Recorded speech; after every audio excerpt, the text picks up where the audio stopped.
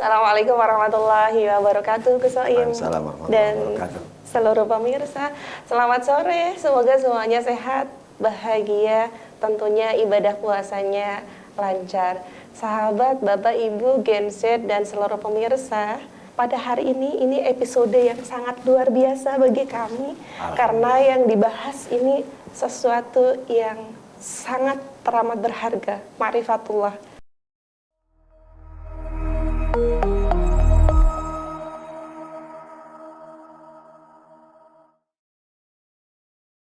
Assalamualaikum warahmatullahi wabarakatuh.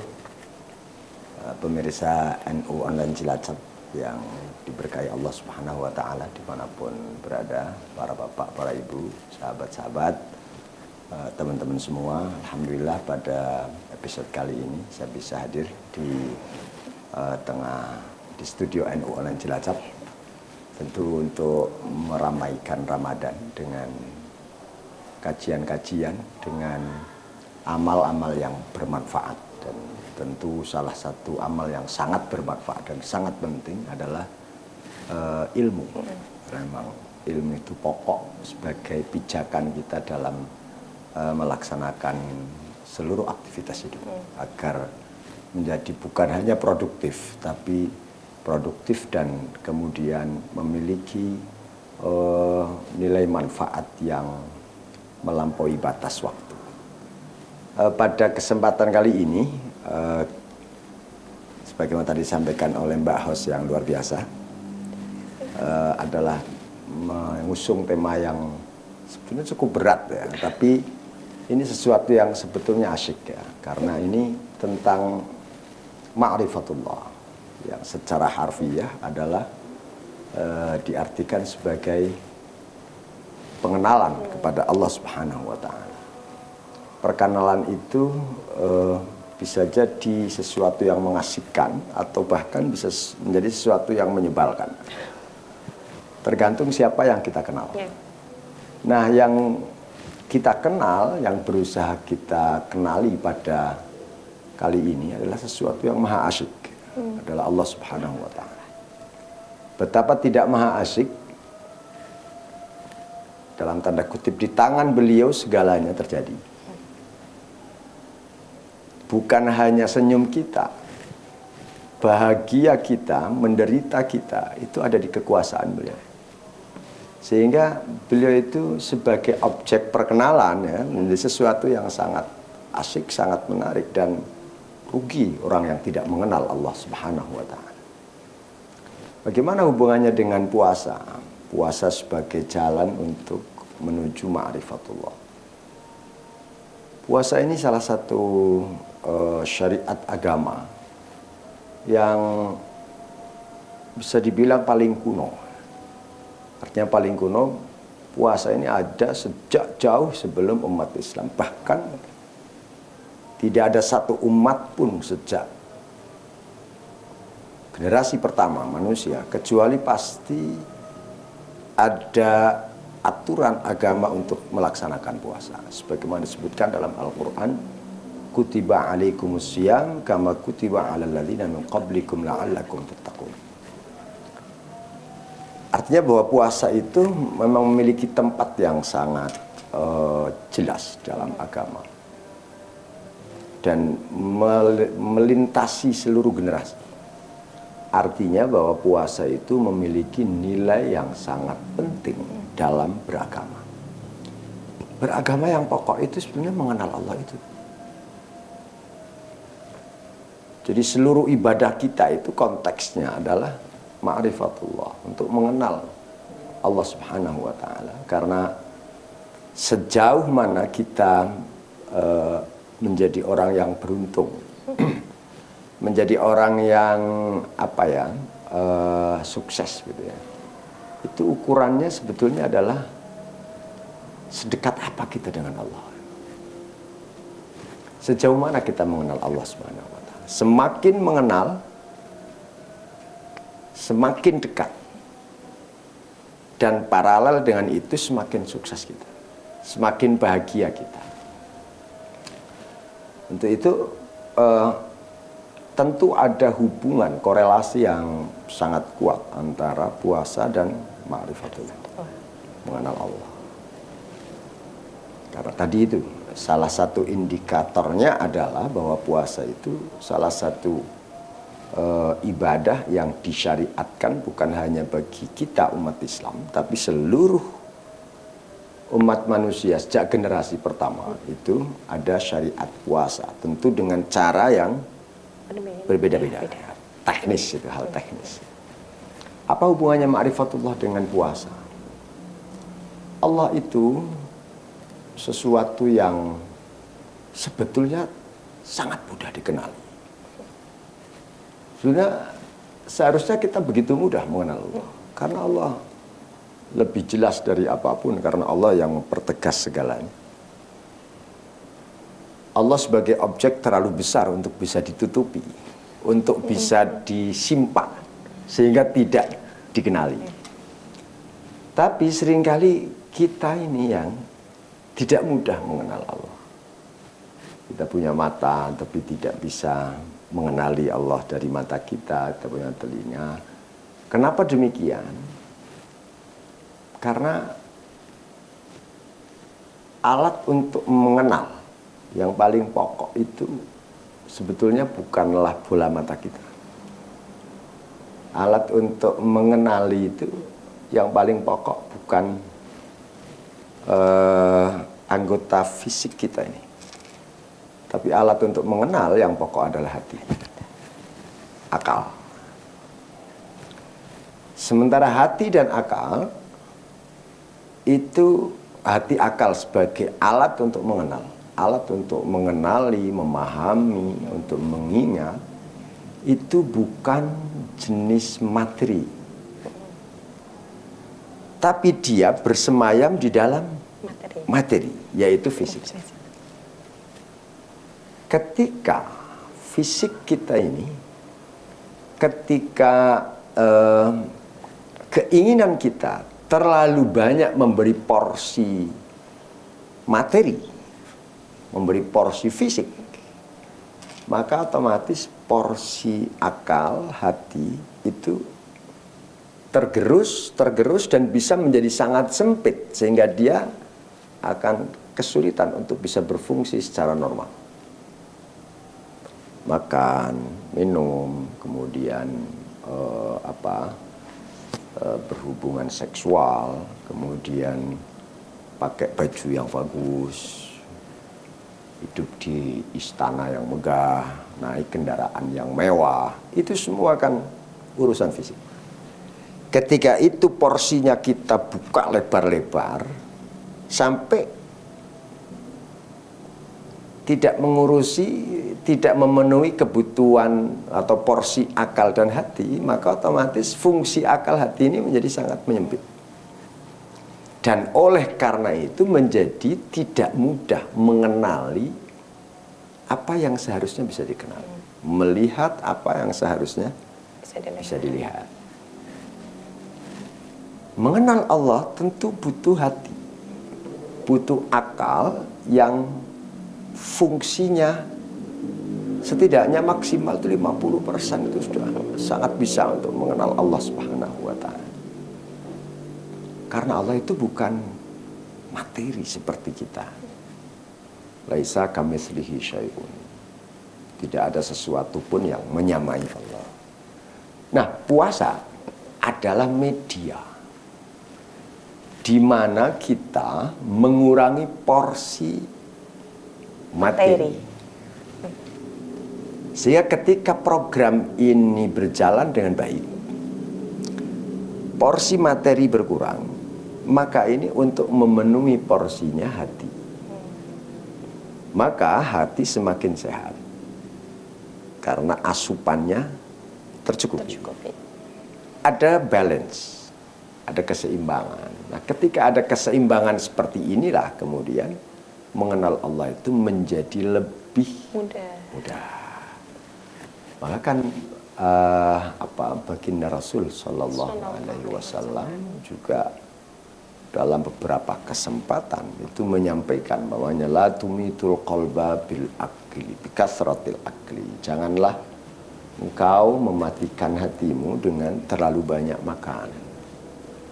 Bahwa lapar itu merupakan salah satu dari ciri para nabi. Karena emang lapar itu berarti kita menyedikitkan porsi fisik, memberi porsi lebih kepada hati dan akal untuk dia berkembang, berfungsi dengan baik. Dan kemudian nanti akan ada hati itu menjadi apa istilahnya riqqah dalam bahasa Arab. Riqqah itu tipis. Tipis itu sebagai kata kiasan peka. Orang yang hatinya tipis itu peka, mudah merasakan penderitaan orang lain, kemudian mudah menerima nasihat, barangkali juga mudah merasa tahu posisi diri, siapa saya harus bagaimana, sehingga sebetulnya akan selalu asyik kita ketika berbicara tentang hati. Dan hati dan fisik ini dua entitas yang berbeda, asupannya juga berbeda. Ketika kita dalam memberlakukan, mensikapinya ini kok tidak ada balance, maka akan ada sesuatu yang salah dan terjadi malfungsi. Ketika terjadi malfungsi, ya pasti kemudian yang terjadi menjadi fungsinya menjadi rusak dan menjadi tidak bisa maksimal. Dengan berpuasa ini pintu untuk ma'rifatullah itu begitu luas ya, semakin kuat. Maka dalam ayat yang memerintahkan kita berpuasa itu kan di akhir ayat tadi semuanya. Semisal ayat tadi, kutiba alaikumus syamu kama kutiba alal ladzina min qablikum la'allakum tattaqun. Diakhiri dengan la'allakum tattaqun. Di sini bisa diartikan semoga kalian bertakwa, agar senantiasa kalian bertakwa kepada Allah. Sehingga ada hubungan kolerasi yang sangat jelas antara puasa dan takwa. Takwa itu kalau bahasa umum disebutkan adalah, kalau secara harfiah takwa itu takwiyah, bisa menjadi tameng, bisa menjadi benteng. Berarti ada ancaman, ada serangan. Ketika kita punya ketakwaan, maka kita mampu menahan serangan setan. Karena kita takwa, maka aman kita. Atau takwa adalah ketakutan kepada Allah dalam arti ketundukan kepada Allah. Tentu yang takut, yang tunduk, yang cinta, yang selalu menuruti, itu pasti dimulai dari kenal. Makanya sayang itu nggak bisa muncul tiba-tiba. Kenal dulu, tak kenal maka tak sayang, kan begitu. Nah, oleh karena itu kenal ini menjadi kata kunci ya. Dan barangkali perlu saya sampaikan di sini, banyak peristiwa besar yang terjadi di bulan suci Ramadan, di mana bulan suci Ramadan adalah bulan puasa. Apa itu? Turunnya Al-Quranul Karim itu di bulan suci Ramadan. Lailatul Qadar itu juga di bulan suci Ramadan. Beberapa perang besar yang dimenangkan oleh umat Islam itu terjadi di bulan Ramadan. Apa korelasinya? Bahwa hanya ketika kita mampu dan mau mengendalikan hawa nafsu yang adalah porsi fisik, disitulah kita bisa meningkatkan level hidup kita secara hakiki. Kejiwaan kita, kepekaan kita, pengenalan kita kepada Allah. Sehingga apa hubungannya puasa dengan Quran? Kok Al-Quran diturunkan di bulan puasa? Orang yang tidak mampu mengendalikan nafsunya tidak akan mampu mengikuti Al-Quran. Baca saja susah ya. Baca saja susah. Yang sudah bisa baca pun ketika nafsunya lost doll gitu ya. Betul, libet. ya nggak akan mampu mengamalkan. Terlalu berat Al-Quran untuk diamalkan. Bahwa orang yang tidak mau berpuasa, menahan, mengendalikan hawa nafsunya, dia akan sedikit mendapatkan kesempatan Lailatul Qadar. Maka puasa itu, bahkan sebagian ulama mengatakan puasa adalah kita at-takhalluq bi khuluqillah. Kita berakhlak dengan akhlak Allah. Puasa. Kenapa? Karena Allah itu zat yang maha tidak makan, tidak minum.